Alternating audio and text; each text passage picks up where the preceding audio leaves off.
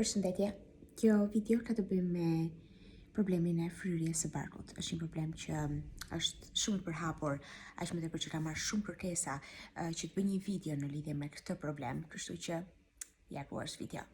Problemi i fryrjes së barkut nga ana e Ayurvedës ka të bëjë me imbalancën, disbalancën e vata. Për ata që kuptojnë më shumë në lidhje me Ayurvedën, në një të ardhmen do bëj pak më shumë video në lidhje me Ayurvedën. Tani, pse ndodh kjo? Ka shumë arsye.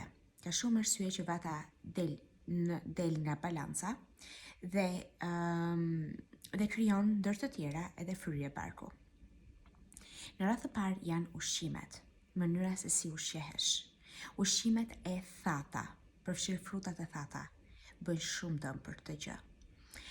Nëse përzien ushqimin e gatuar me ushqimin e pa gatuar, do me thënë për shembull gjell dhe sallat së bashku. Nëse ha pas orës 7 dhe nëse ha tepër, nëse realisht te i ngropesh, është diçka që krijon probleme në stomak.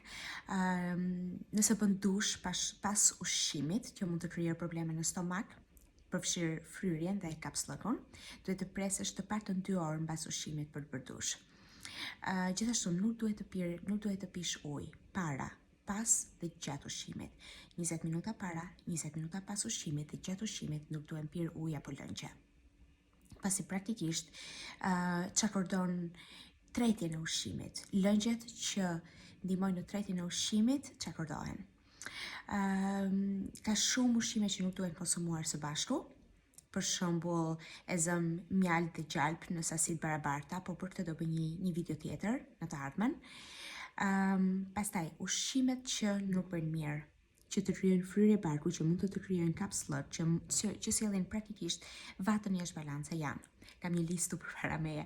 Janë dardha, fasulet e ndryshme, përfshirë thjerrzat, lakra, lule lakra, brokoli, patlıgjani, sallata jeshile, ushqimet e pa gatuara në përgjithësi, prandaj thash sallata jeshile sepse nuk e gatuajmë ndonjëherë, specat, majaja e bukës, pra buka është okay, por jo e bërë me maja.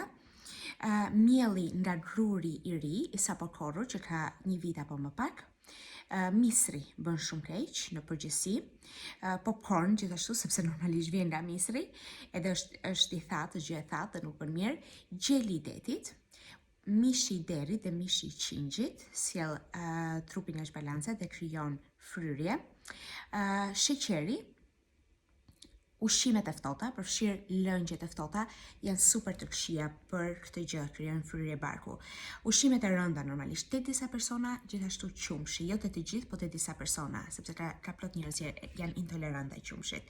Lëngjet me gaz, që dihet, të pish me pipës krijon fryrje të barkut, sepse kur pi, nuk tërheq, duke pirë me pipës, nuk tërheq vetëm lëngun, por edhe ajër.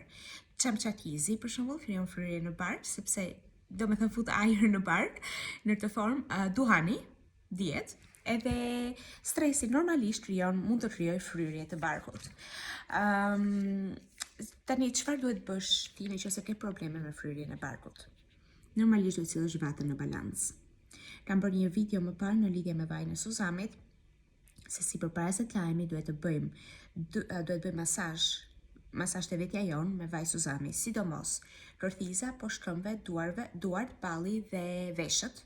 Duhet të masazhohen veshët pak sa nga brenda, domethënë pak me gishtin tregues, pak në brenda, me vaj suzami, ose i gjithë trupi. Unë për vete preferoj të gjithë trupin, përgjithësi e bëj 2 minuta para se të lahem, sa më gjatë mbash, aq më mirë. Dhe gjithashtu, vaj suzami 2 pika në secilën hund dhe vaj suzami në gojë e mban praktikisht për aq sa të mundesh para se të lash dhëmbët në mëngjes. Diçka tjetër që duhet bërë është që të hash ushqime të gatuara gjatë ditës, e di se sa e vështirë është. Të paktën mundohu. Dhe lista ushqimeve që të dhash më parë, normalisht nëse i gatuan me gjalp, me erza, janë më pak të dëmshme, domethënë krijojnë më pak fryrje barku sesa thjesht po t'i gatuash e t'i hash ashtu siç janë. Pra, përdorimi i gjalpit dhe erzave është shumë i mirë për fryrjen e barkut. Gjithashtu, ha nga pak dhe për të mirë ushqimin dhe mos u tej ngop, mirë ha disa herë në ditë, sesa të ngopesh deri në atë pikën që themi nuk, domethënë duhet të zbërthej pantallona, ndryshe po m'plas barku. Mos u tej ngop në këtë pikë. Normale që pastaj të krijon probleme me me tretjen. Dhe problemet me tretjen janë ato që të çojnë në fryrje të barkut, dhe janë ato që të çojnë në krimin e gazrave. Ajo që thash mos pi ujë para, pas dhe gjatë ushqimit, kujdes me dushin asnjëherë pas ushqimit. Dhe dy gjëra që mund të bësh janë specifike për këtë, është lëng ose çaj ginger, ndihmon në tretje, normalisht jo 2 orë më pas, po me njëherë pas ushqimit kur e shef që nuk ndihesh mirë. Dhe një ilaç Ayurveda është trifala, që është do gjë e thjesht. Mund ta gjesh kudo online, nëse dëshiron më pyet dhe të udhëzoj unë. Në lidhje me këtë, unë e marr nga India dhe kam edhe njerëz që e marrin gjithashtu nga India, bën goxha mirë për tretjen, për problemet me tretjen, për problemet me stomakun në përgjithësi. Ashtu si çaji me ginger. Domethënë janë gjëra pak të ndryshme, po të dyja funksionojnë.